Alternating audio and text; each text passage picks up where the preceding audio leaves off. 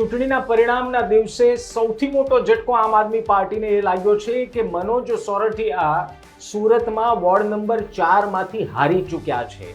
આમ આદમી પાર્ટીની આ સ્ટ્રેટર્જીનો ભાગ હતો, પરંતુ સ્ટ્રેટર્જી ફેલ ગઈ. સવાલ એ છે કે મનોજ સોરઠિયા હારી કેમ ગયા? પ્રદેશ સંગઠનના મહામંત્રી, જેના પર આમ આદમી પાર્ટીનો દારોમદાર હતો, અને આમ આદમી પાર્ટી ત્યાં મજબૂત થાય અને એક મેસેજ જાય આખા ગુજરાતમાં, એની માટે થઈને મનોજ સોરઠિયાને વોર્ડ નંબર 4 માંથી ઉતારવામાં આવ્યા. સવાલ સૌથી મોટો એ છે કે આટલા મજબૂત પક્ષના નેતા હોવા છતાં વોર્ડ નંબર 4 માંથી હારી કેમ ગયા? તો એ વાત હું તમને ધીરે ધીરે સરળ ભાષામાં સમજાવું. વોર્ડ નંબર 4માં આમ આદમી પાર્ટીએ મનોજ સોરઠિયાને ભલે ઉતાર્યા, પરંતુ સામે ભારતીય જનતા પાર્ટીએ અંદરખાને એક ઓપરેશન પણ શરૂ કર્યું. એ ઓપરેશનની જવાબદારી કહેવાય છે કે અલ્પેશ કથિરિયા અને ધાર્મિક માલવિયાને સોંપવામાં આવી હતી. ઓપરેશન ઇન ધ સેન્સ કે ભાજપને ત્યાં મજબૂત કરવાનું આ ઓપરેશન હતું. બીજી તરફ આમ આદમી પાર્ટીને અપેક્ષા હતી કે વોર્ડ નંબર 4માં રહેલા પાટીદાર વોટર્સ કદાચ આમ આદમી પાર્ટીની તરફેણમાં રહેશે, પરંતુ એ ગણિત પણ આમ આદમી પાર્ટીનું ખોટું પડ્યું અને ward number 4ના Patidar voters Bharatiya Janata party તરફ શિફ્ટ થઈ ગયા. એની માટેનો શ્રેય પણ કેટલાક લોકો ત્યાં ચર્ચા કરી રહ્યા છે કે અલ્પેશ કથિરિયા અને ધાર્મિક માલવિયાને સોંપવામાં આવ્યું. એવું કહેવાય છે કે ધાર્મિક માલવિયાને વોર્ડ નંબર 4માં બેસાડી દેવામાં આવ્યા હતા અને ટાર્ગેટ આપવામાં આવ્યો હતો કે આમ આદમી પાર્ટી કરતાં ભાજપ ત્યાં મજબૂત થવી જોઈએ અને ભારતીય જનતા પાર્ટીના ત્યાં ઉમેદવાર જીતવા જોઈએ. અંદરખાને એવી પણ ચર્ચા છે કે કેટલાક સિસ્ટમના ફોલ્ટના કારણે અથવા તો સિસ્ટમે પણ વિરુદ્ધ કામ કર્યું, પરંતુ ખેર એ તો હાર બાદની ચર્ચા છે અને બહાના છે એવું ઘણા લોકો કહેશે. પરંતુ મનોજ સોરઠિયાનો બીજો એક મુદ્દો જ્યાં એ ફ્લોપ થઈ ગયો આમ આદમી પાર્ટીનો, કે ભલે 2022ની વિધાનસભા લડ્યા, પરંતુ સંગઠન મહામંત્રી બાદ સતત ગુજરાતના પ્રવાસથી એ સુરતમાંથી ગાયબ રહ્યા એવી લોકો ત્યાં ચર્ચા કરી રહ્યા છે કે મનોજ સોરઠિયા જો સતત વોર્ડ નંબર 4 વિસ્તારમાં રહ્યા હોત, લોકોના મુદ્દા માત્ર ઉઠાવ્યા હોત, તો કદાચ લોકો તેના તરફી વોટ કરત.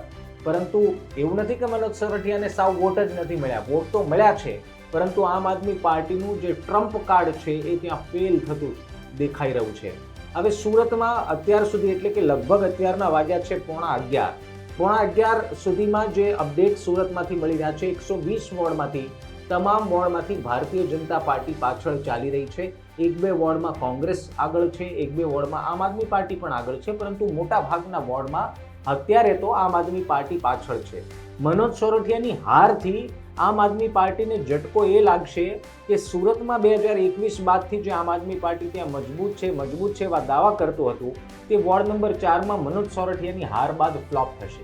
હવે આ મોટો ઝટકો એટલા માટે પણ છે કારણ કે ત્યાં રાષ્ટ્રીય નેતાઓએ પણ દમખમથી સુરતમાં પ્રચાર કર્યો અને લાગી રહ્યું હતું કે સુરત કોર્પોરેશનમાં એટલીસ્ટ મનોજ સોરઠિયા એવી લીડથી જીતશે કે આમ આદમી પાર્ટી ડંકાની ચોટ ઉપર કહેશે કે મનોજ સોરઠિયાને ઉતારી આમ આદમી પાર્ટીએ માસ્ટર સ્ટ્રોક રમ્યો છે. પરંતુ આ માસ્ટર સ્ટ્રોક ફેલ થઈ ગયો છે.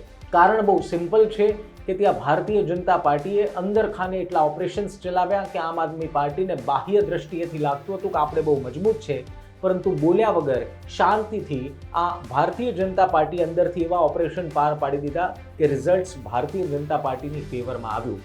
બીજું કારણ એ છે મનોજ સોરઠિયાની સતત સુરતમાં ગેરહાજરી, અને ગેરહાજરીનું પાછળનું કારણ છે કે પક્ષની બહુ મોટી જવાબદારી છે એમના શિરે અને એના કારણે એમને સતત પ્રવાસ કરવો પડે.